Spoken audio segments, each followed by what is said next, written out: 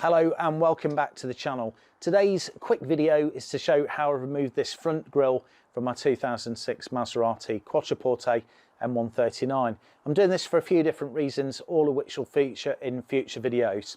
So included in those videos will be how I fix the fasteners that secure the mesh to the frame, using threaded rivets and repairing the threaded studs on the badge.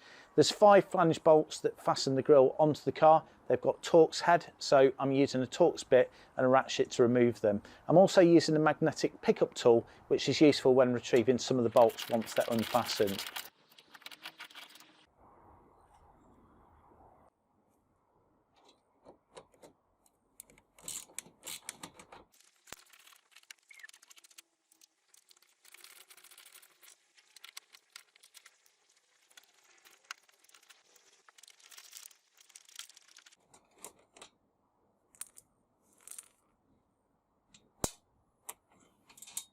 So once the 5 bolts are removed, I simply withdraw the grille from the bumper.